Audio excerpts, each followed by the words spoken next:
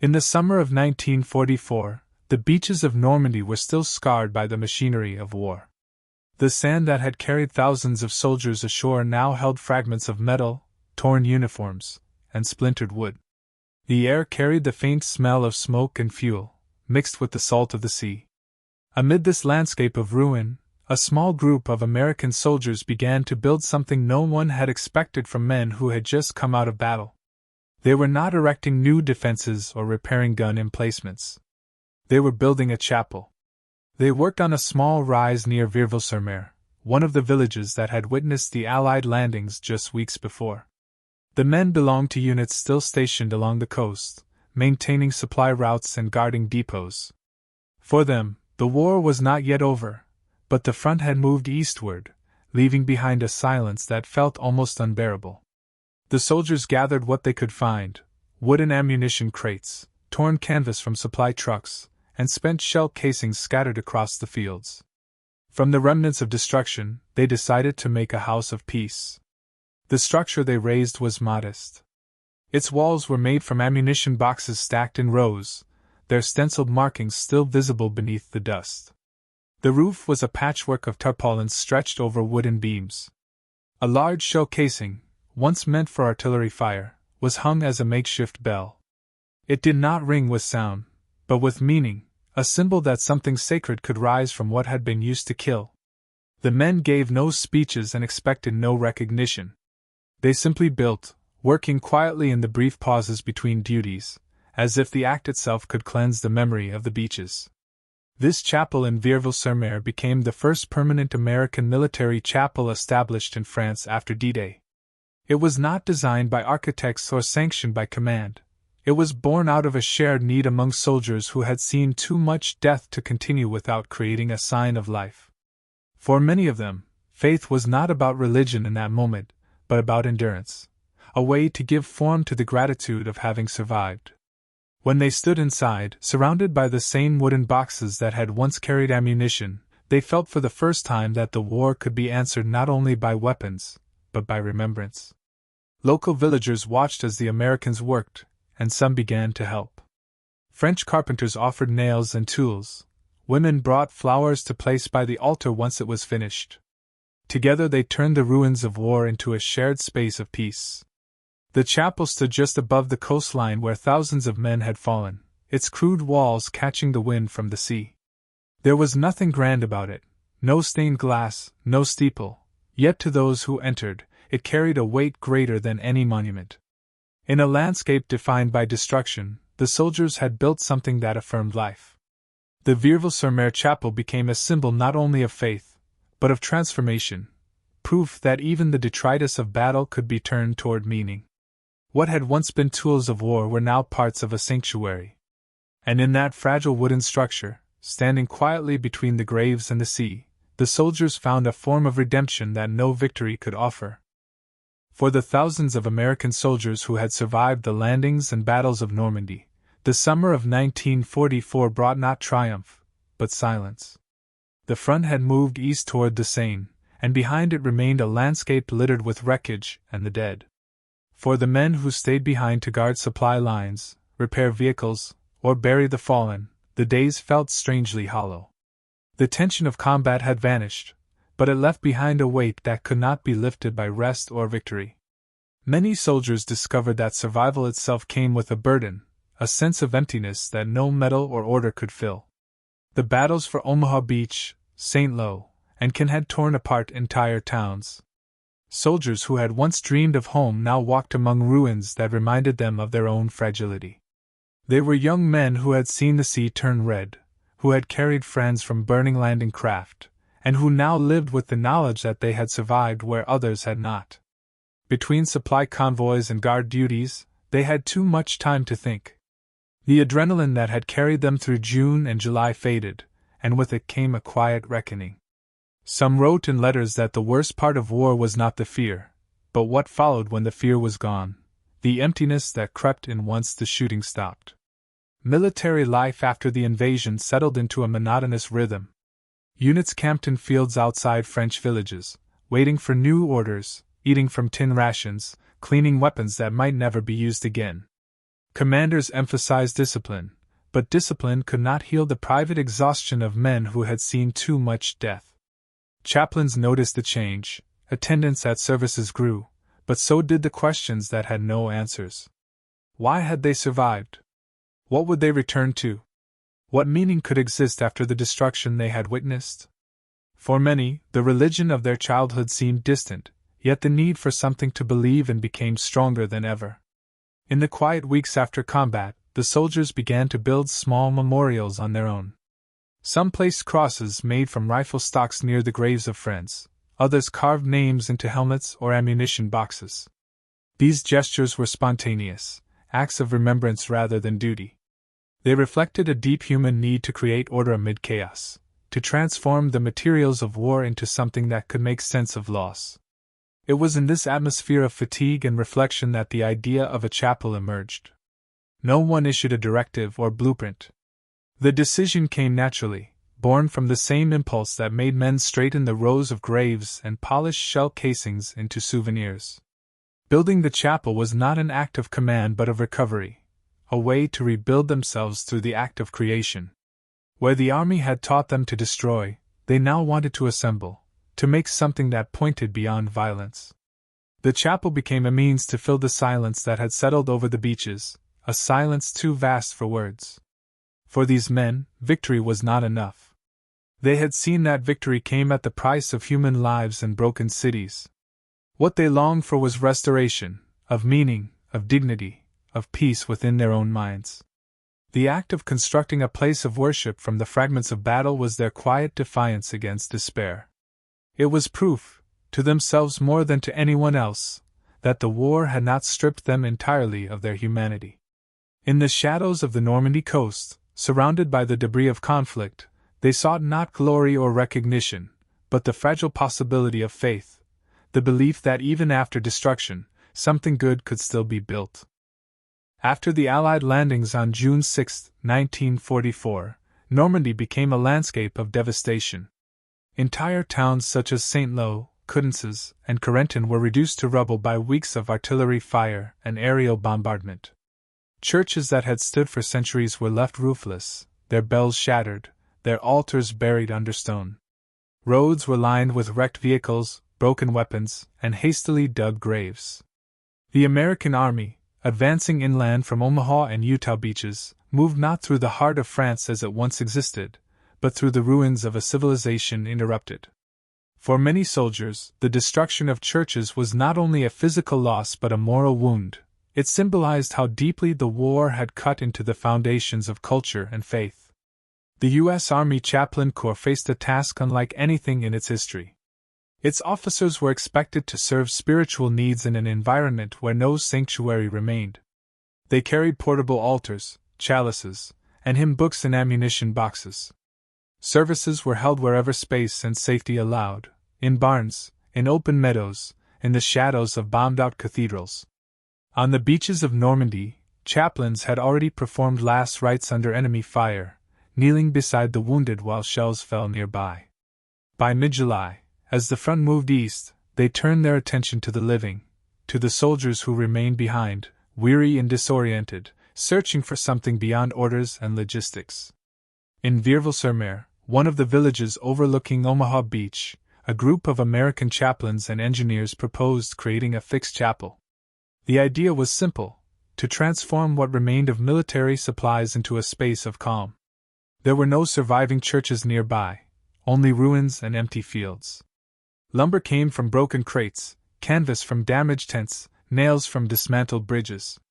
It was not the first improvised chapel of the war. Similar shelters had been built in Italy during the Allied campaign of 1943.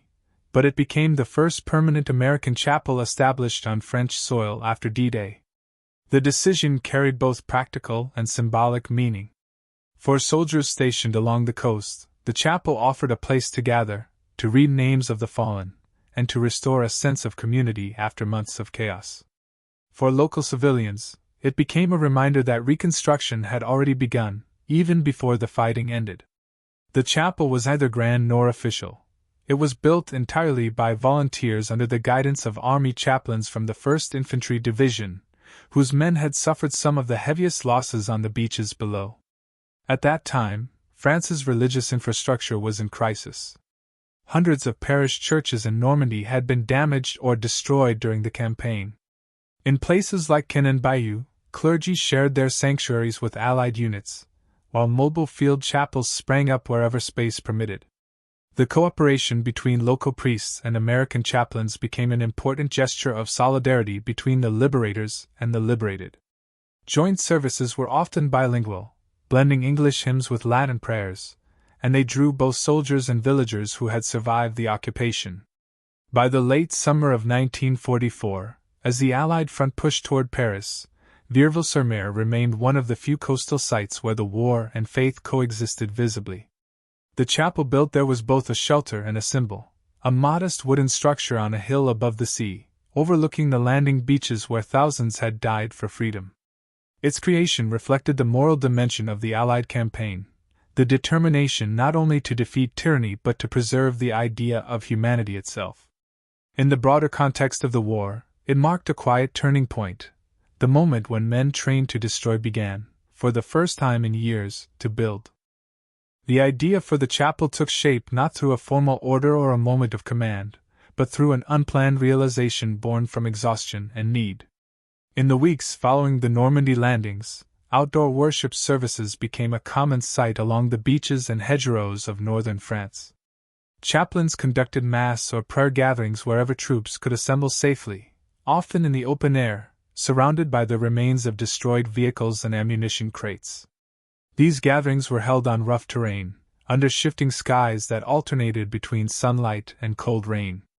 Soldiers stood silently, some bareheaded, others holding helmets against their chests. It was a scene of devotion that carried both dignity and sorrow, framed by the ruins of the war still raging to the east. One such service near Vierville-sur-Mer became the quiet catalyst for what would soon follow. The chaplain leading it was part of the U.S. 1st Infantry Division, a unit that had taken some of the heaviest casualties on Omaha Beach. As the service ended, the men remained standing long after the final prayer. The makeshift altar had been nothing more than a plank set across two ammunition boxes, the chalice dented and blackened by smoke. The rain had soaked through their uniforms, and the ground beneath their boots had turned to mud. For the soldiers who had marched through fire and blood, this fragile act of faith, taking place among wreckage, felt both necessary and unfinished. It was in that moment that several men began to discuss the possibility of creating something more enduring, something that would not vanish when the next rain came. The chaplains themselves had been improvising for weeks. They carried portable altars in their field kits, sometimes sharing a single crucifix between multiple battalions. They were used to adapting to any condition, but they understood that the men needed more than a routine service. They needed a space that would remind them of stability and humanity. Reports from the U.S. Army Chaplain Corps in 1944 describe repeated instances of soldiers helping to build small chapels across liberated Europe, from Sicily to Normandy, often with no blueprints, using whatever was left on the battlefield. The initiative near Vierville followed the same pattern, not a command decision, but an emotional necessity that found its outlet through physical labor. Within a day, tools began to appear. Engineers lent saws and hammers. Mechanics salvaged wood from broken crates and dismantled transport pallets. Sappers provided canvas salvaged from wreck tents to form a roof that could withstand the coastal wind. The site they chose was the remains of a damaged supply shed overlooking the sea. Its frame was still standing, offering enough structure to be transformed rather than rebuilt from nothing. The soldiers began clearing debris, stacking usable planks, and shaping the space into something that resembled a sanctuary. The work progressed quickly, not because of orders, but because of shared purpose. Men who had spent months constructing defenses now used those same skills to create a place of reflection. They repurposed materials that had once served destruction into symbols of renewal. Spent shell casings were cleaned and polished into candle holders. Broken rifle stocks were sanded and arranged to form a simple cross. Every piece of the chapel carried the memory of battle, but its meaning was transformed through the act of creation. By the end of the week, the outline of the chapel had taken shape, modest, rough, yet unmistakably sacred. It stood as a human response to a world consumed by machinery. The structure itself was fragile, built from remnants that could easily have been discarded. Yet for the soldiers who worked on it, the fragility was the point. It reflected the condition of their own spirits, wounded, temporary, but still standing. In historical accounts preserved by the Chaplain Corps and post-war memoirs, such acts were never described as heroism but as necessity. They were not grand gestures but quiet efforts to reclaim dignity in an environment stripped of meaning. The chapel at Vierville-sur-Mer was born from that impulse, a small group of soldiers who had seen the worst of humanity deciding, without permission or promise of reward, to build a space where faith, in God, in life, or simply in one another, could take root again. The construction of the chapel at Vierville-sur-Mer unfolded with the same precision and cooperation that the soldiers had once applied to their military tasks, but its purpose could not have been more different. What began as a spontaneous effort after a field service quickly turned into a coordinated project. There were no official blueprints, no assigned foremen, and no logistical orders from command. Yet within a few days, the site began to transform through a rhythm that came naturally to men accustomed to building under pressure. They had spent months constructing fortifications, repairing vehicles, and erecting makeshift bridges under fire. Now, for the first time, those same hands were building something meant to endure not through strength, but through peace. The location chosen was the remains of a small supply shed overlooking the Normandy coast. The frame had survived the shelling, providing a skeletal structure to build upon. Engineers from the 1st Infantry Division inspected the beams and reinforced them with salvaged lumber. They leveled the ground using shovels and planks, filling shell holes with sand and debris. Empty wooden ammunition crates marked U.S. Army ammunition were stacked and nailed together to form the base of the walls. Each box, once used to transport bullets or mortar shells, now became part of a foundation that supported silence instead of fire. The flooring came from disassembled transport pallets and broken crates, sanded by hand to remove splinters. Mechanics from a nearby motor pool provided nails and scrap iron, repurposing fragments of damaged vehicles. When the men discovered that some sections of the shed's metal roof could be salvaged, they used them to strengthen the edges of the structure. Over the rafters they stretched army-issue canvas and tenting material, treated with wax and oil to keep out rain. The result was uneven, patched with seams and rivets, but it held firm against the Atlantic wind. Inside, the chapel took on its shape one piece at a time. The altar was assembled from a table made of broken plywood panels once used for ammunition storage. A wooden crate stenciled with "Medical Supplies, U.S. Army" served as its base, reminding everyone that the tools of destruction and healing had always existed side by side. Soldiers polished a spent artillery shell casing to serve as a vase for flowers, while another was hung outside the entrance to act as a symbolic bell. When the sea wind moved through it, the faint metallic sound carried across the hill. A group of sappers fashioned benches from long strips of packing wood reinforced with metal bands. They were rough and uneven, but strong enough to support a dozen men each.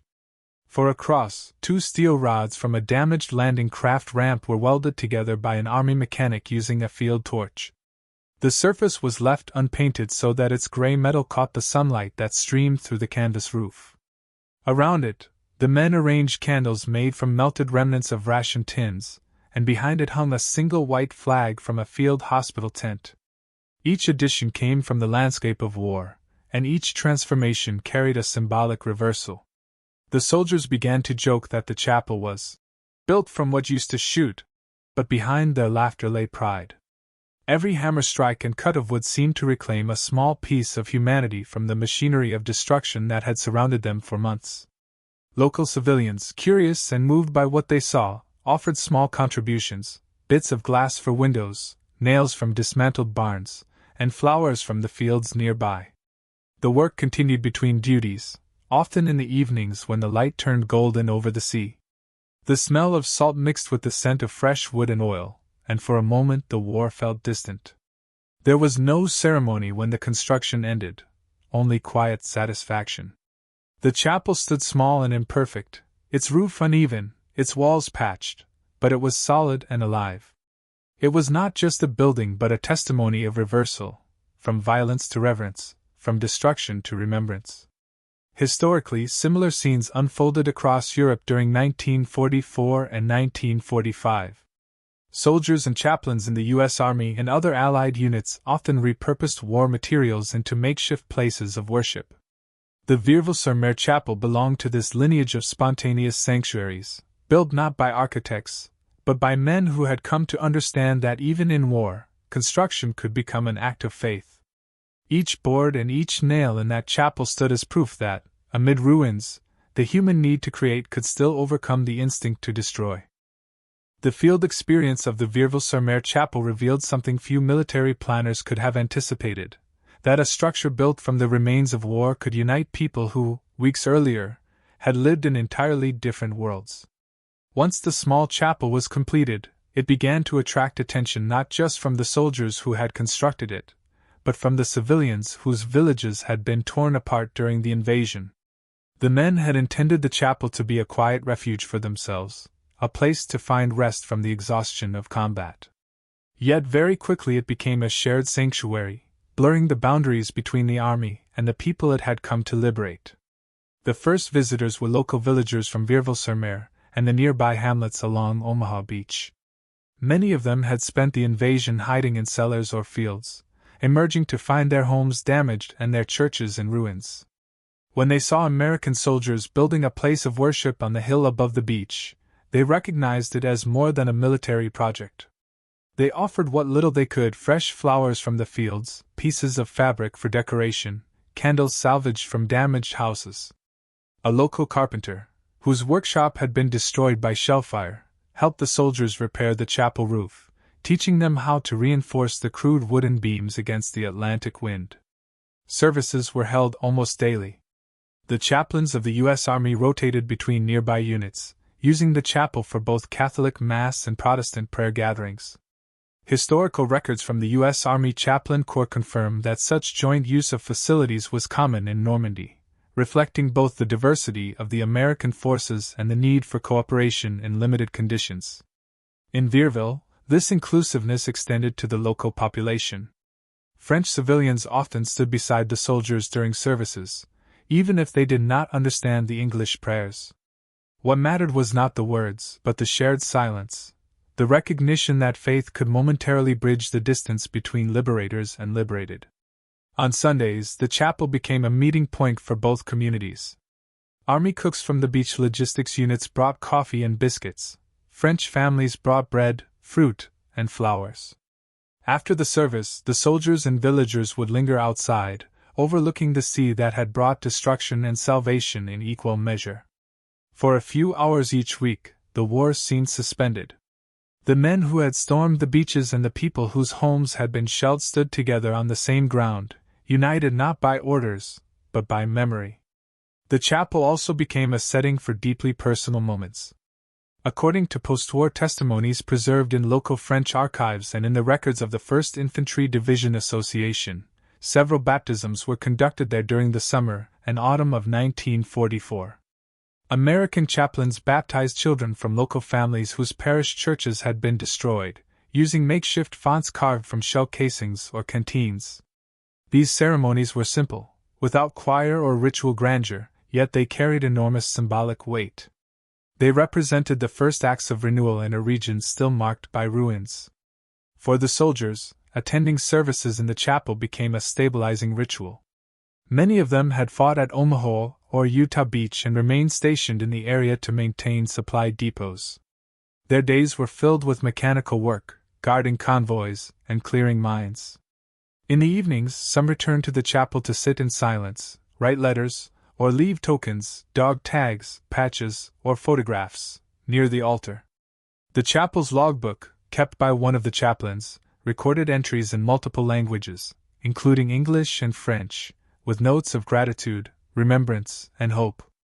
As autumn came and the Allied advance moved deeper into France, the chapel stood as a reminder of the earliest days of liberation. It was visited by passing soldiers on leave, war correspondents, and even officers from British and Canadian units who had heard of its existence. For all of them, it served as a quiet counterpoint to the noise of war, a place that testified that, amid devastation, human beings were still capable of building, praying, and sharing. Historically, the use of such improvised chapels by both military personnel and civilians was well documented across Normandy in 1944–45. In many liberated towns, chaplains and local priests worked together to restore basic spiritual life even before Reconstruction began. The Vierville-sur-Mer chapel fit precisely into this pattern, a temporary structure that fulfilled a permanent human need. Though its materials were crude and its walls were made from ammunition crates, within them people rediscovered the first signs of peace. The story of the Vierville-sur-Mer chapel traveled far beyond the quiet coastline where it had been built. Within weeks of its completion in the summer of 1944, news of the small structure began to circulate through the American ranks. Photographs were taken by correspondents from the Stars and Stripes newspaper and by Signal Corps photographers documenting the aftermath of the Normandy landings. These images showed soldiers kneeling beside walls made of ammunition boxes, with the sea visible in the distance. When published in field newspapers and posted on bulletin boards at rear camps, they captured something that official reports rarely conveyed: the persistence of humanity amid destruction. For men still fighting across France and Belgium, the chapel became a symbol of what they were hoping to restore. The chapel's image resonated across the Allied front because it represented a different kind of victory. It was not the triumph of arms, but of conscience, proof that soldiers could build as well as destroy. Articles in Stars and Stripes and the U.S. Army's Yank magazine described how the men had repurposed battlefield materials to create a place of worship. The story was retold in chaplain reports circulated through the European theater of operations. By the end of 1944, photographs of the Vierville Chapel had reached American newspapers at home, where readers saw, for the first time, that their sons and husbands were not only fighting, but also rebuilding fragments of civilization in the places they liberated. This example sparked a quiet movement throughout the Allied forces. Improvised chapels began to appear across the front lines and in rear areas, in the fields of Belgium, among the mountains of Italy, and later within the ruins of Western Germany. Each was different in form but similar in spirit. In Italy, soldiers of the Fifth Army built a wooden chapel near Cassino using boards from bombed houses. In Belgium, near Bastogne, paratroopers of the 101st Airborne Division constructed a small altar from snow-covered crates during the winter of 1944.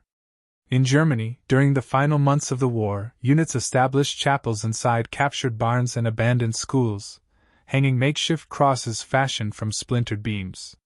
Military chaplains documented these efforts in their official war diaries, noting how soldiers often worked late into the night to create spaces that offered a few hours of quiet reflection amid the chaos. The U.S. Army Chaplain Corps actively encouraged such initiatives once they saw their effect on morale. Commanders observed that these chapels helped maintain discipline and unity among exhausted troops.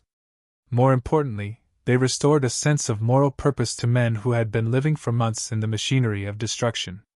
The chapels became focal points not only for worship but for remembrance services, field weddings, and funerals.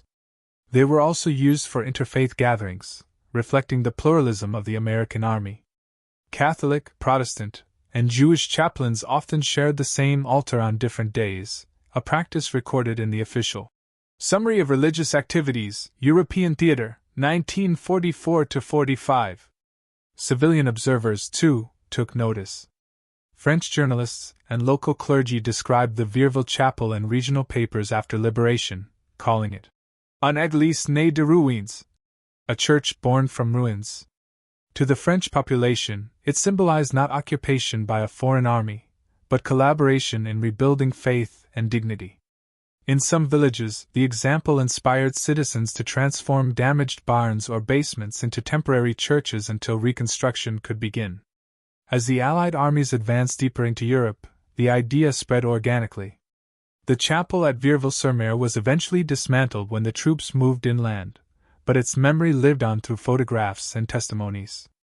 Chaplains carried those images with them to new postings, showing them to other units as an example of what soldiers could achieve together without orders or budgets.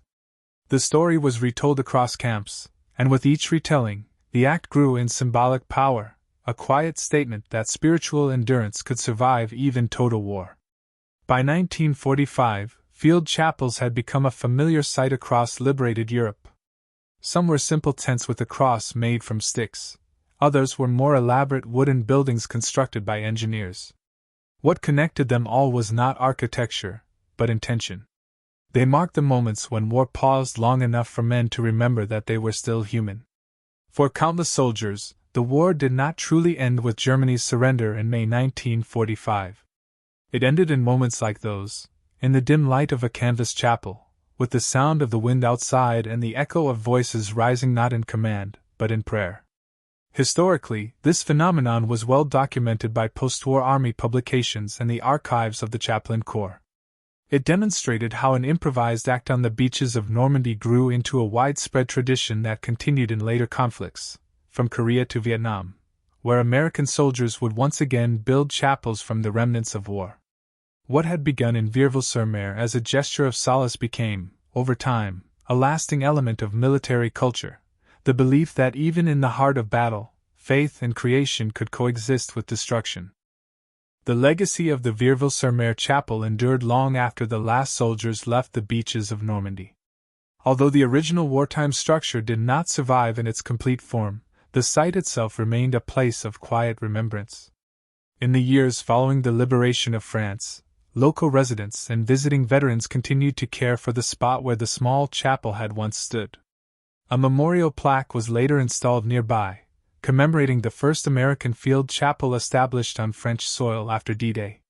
For many who returned to Normandy in the post-war years, the memory of that humble structure, built from ammunition boxes and canvas, symbolized not only the faith of the men who constructed it, but also the moral foundation of liberation itself. The chapel's story became part of a broader tradition within the U.S. Army Chaplain Corps. In official reports written after the war, chaplains referred to Vierville-sur-Mer as an example of how soldiers could create sanctuaries even in the most desolate conditions. The concept of the battlefield chapel was carried into other theaters of war and eventually became a recognized form of military practice.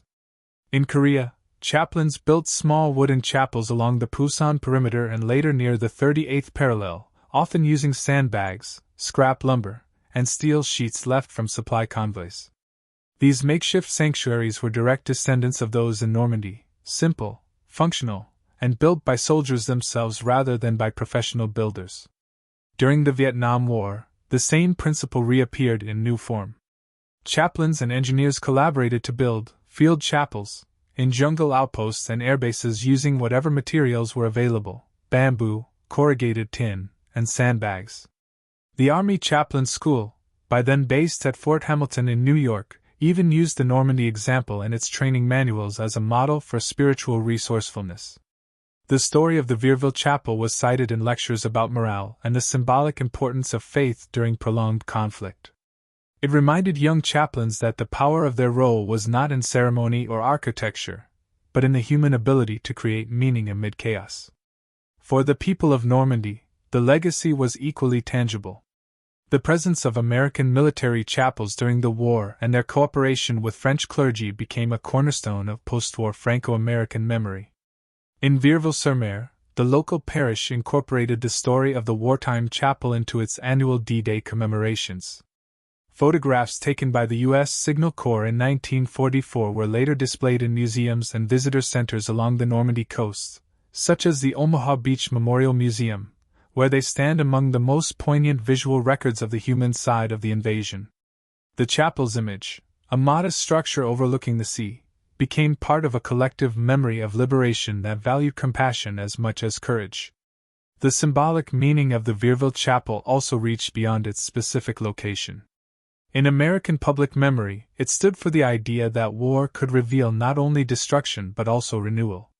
Military historians later noted that such chapels represented an early form of spiritual reconstruction, predating the physical rebuilding of Europe. Before cities were repaired, before monuments were erected, soldiers on the front line had already begun to rebuild the moral landscape of the continent in small, temporary sanctuaries. By the late 20th century, veterans who had participated in the construction of the Vierville Chapel recounted its story in interviews and memoirs, emphasizing its simplicity and sincerity. Some expressed surprise that their improvised building had been remembered at all. Others saw in it the clearest expression of what they had fought for, the chance to create peace out of destruction. Their recollections preserved the chapel not as a structure of wood and canvas, but as an enduring idea, that even in the darkest moments of human conflict, faith, creativity, and compassion could coexist with war. In this sense, the legacy of the chapel was never confined to Normandy. It lived on in every military outpost where soldiers gathered to pray beside crates and sandbags, and in every moment when the tools of war were turned toward an act of creation. The Vierville-sur-Mer chapel had not been built to last, yet its spirit survived across generations of soldiers. It became a quiet emblem of a truth learned on the beaches of France, that hope, once built, can outlast even the strongest fortifications. The story of the Vierville-sur-Mer chapel ultimately became a reflection of something larger than the war itself. It revealed that faith, when stripped of grandeur and ritual, could still survive amid the debris of civilization. In the summer of 1944, the men who built that fragile structure were not constructing a monument to victory or to their nation. They were rebuilding the idea of humanity at its most elemental level. They had lived for months surrounded by the language of destruction, rifles, mines, tanks, and steel, and yet they managed to speak, through wood and canvas, in a language that denied violence. Their chapel was not an act of strategy or command, but a quiet assertion that the human spirit could still choose creation over annihilation. The simplicity of the building was its message. It was not made of marble or stone, but from the same materials that had filled the beaches of Normandy: ammunition crates, steel fragments, and torn canvas. Every board carried the memory of war, yet when assembled by the soldiers' hands, it ceased to be a weapon and became a form of prayer. This transformation embodied a truth as old as conflict itself, that the essence of faith lies not in ceremony, but in the will to make meaning where none should exist. The chapel stood as evidence that even in the most mechanized and dehumanized war the world had ever seen, individuals still sought beauty, silence, and grace. For the men who built it, the chapel was more than a refuge from exhaustion. It was a test of what remained within them after months of killing and loss. They had learned to obey, to destroy, to survive, but in building that small sanctuary, they learned again how to hope. It did not erase the horror they had witnessed, nor the guilt of survival, but it gave those emotions a place to rest. The act of building was a way of confessing without words, of reconciling with themselves and with the world they had helped to break. The chapel's existence challenged the assumption that war leaves only ruins. It showed that destruction and creation are not opposites, but stages in the same human impulse: the need to shape the world, to leave behind something that speaks to the living. In that sense, the chapel was a bridge between two worlds: the landscape of death that surrounded it, and the life that awaited beyond the front lines. Standing on the same ground where so many had fallen, it turned the tools of war into instruments of remembrance. As years passed, the memory of the chapel came to symbolize a deeper truth about the 20th century. The modern age had revealed humanity's capacity to build machines of unprecedented power, yet it had also shown that technology could not replace the moral foundations of existence. The soldiers of Normandy, in their rough and improvised way, reminded the world that progress without compassion leads only to emptiness. Their chapel was not a protest against war in a political sense, but a restoration of the sacred in a time when nothing seemed sacred. The legacy of their work endured not because of its physical form, but because of what it represented: the reconciliation of strength with mercy, of duty with conscience. It was a monument built not of permanence, but of humility. The men who raised it would soon return to their units, to new battles and losses, but something had changed in them. They had learned that even the smallest gesture of humanity, a wall of wooden boxes, a cross welded from metal scraps, could hold more meaning than any victory parade. In the quiet after the war, when survivors tried to make sense of what they had seen, the image of that chapel persisted as a reminder that redemption was possible even on the most wounded soil. The soldiers had proven, perhaps without realizing it, that the truest form of faith is not found in certainty, but in the decision to build again after everything has fallen apart. Where bullets had once torn the air, they had left behind silence. And in that silence, faith took root, fragile, imperfect, but alive. It was the beginning of another kind of triumph, one not written in history books, but remembered in the conscience of those who understood that the greatest victory of all is to remain human.